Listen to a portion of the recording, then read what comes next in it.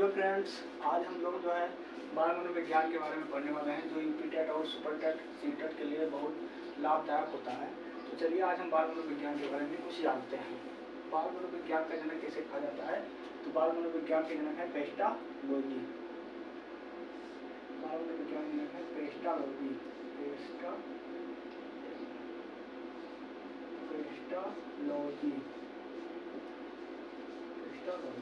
बाल मनोविज्ञान के जनक है।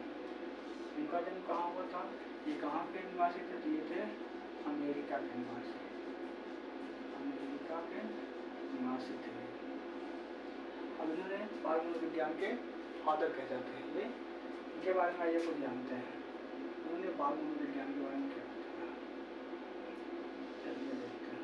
बाल मनोविज्ञान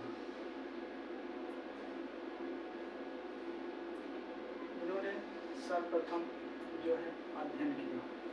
क्या किया? अध्ययन किया।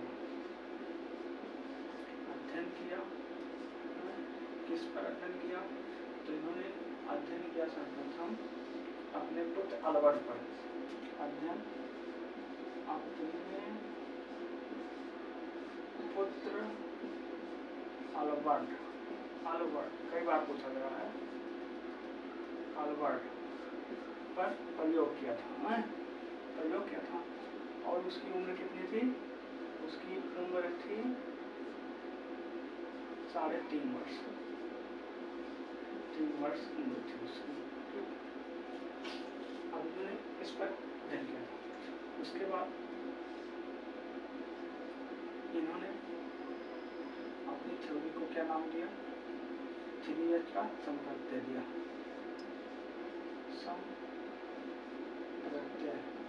संप्रत्यय दिया 3H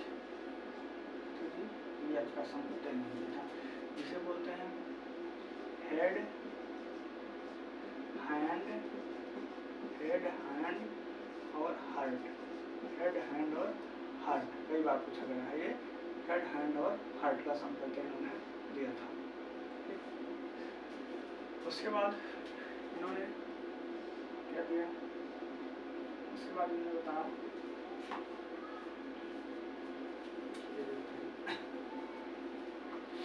क्या? उसके बाद इन्होंने अवस्थाओं में विभाजन किया। अवस्था विभाजन किया इन्होंने। अवस्था का विभाजन किया अपने पुत्र पर ही प्रयोग करके किया था इन्होंने। तो इसके अंतर्गत इन्होंने कई अवस्थाएं बताई थी, जैसे कि हम आपको बताते हैं। ये हो गया। इसमें हम इसको 3 भाग में बांट देते हैं, 1, 2 और 3। ये हो गया। तो यहाँ हो जाएगा शैशवावस्था।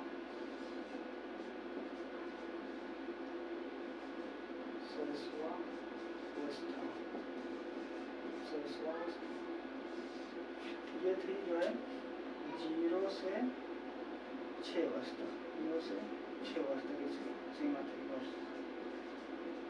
तो इसकी सीमा थी। बताया बाल्यावस्था।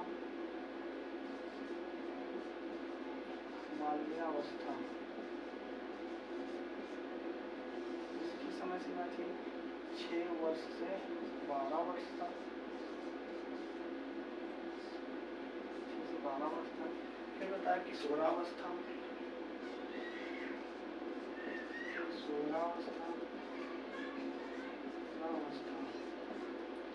इसकी समय सीमा इन्होंने रखी थी 12 से 18 वर्ष।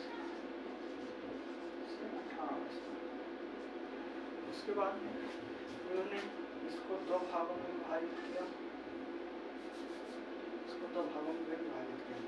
पूर्ण शैशवावस्था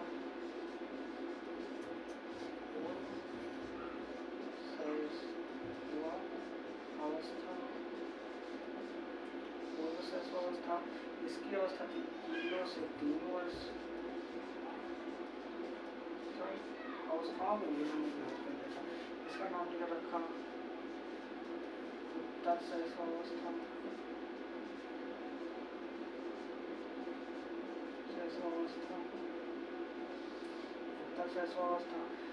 इसका रखा 3 से 6 वर्ष तक। इसकी समय सीमा 3 से 6 वर्ष तक है। उसके बाद बाल्यावस्था को कितने भागों में विभाजित किया? पूर्व बाल्या 6 से 9 वर्ष और उत्तर बाल्या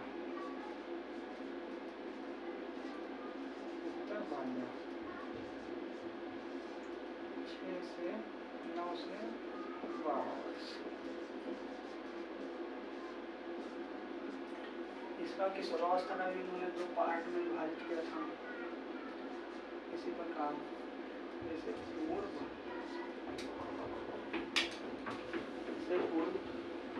उन्होंने किशोरावस्था का भी 2 पार्ट में विभाजित किया था। जो थी पूर्व किशोरावस्था, पूर्व किशोरावस्था और उत्तर किशोरावस्था।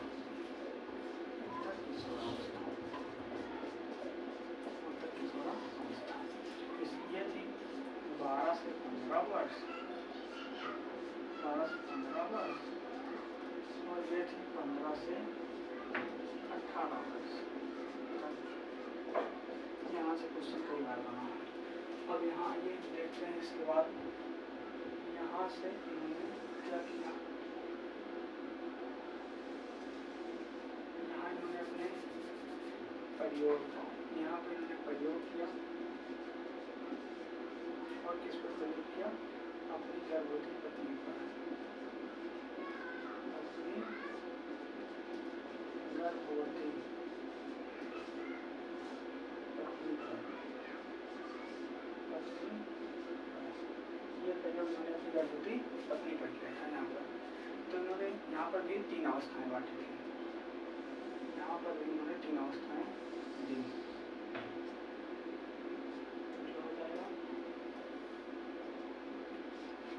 डिंबावस्था, डिंबावस्था, डिंबावस्था, डिंबावस्था। इसकी समय सीमा थी 0 से 14 दिन, 0 से 14 दिन में है ये, 0 से 14 दिन। और पिंडावस्था कितनी दिन है? पिंडावस्था, पिंडावस्था इसकी समय सीमा रखी थी 14 से 60 दिन। और फिर भ्रूणावस्था,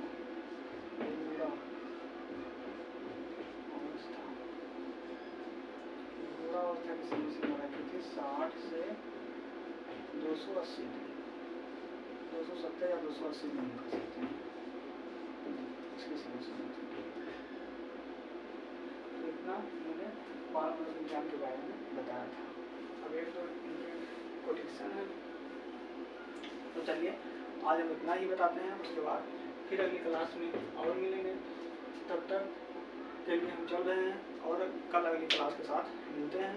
तो अगर हमारा वीडियो पसंद आता हो तो जो है चैनल को सब्सक्राइब कीजिए और वीडियो को लाइक कीजिएगा।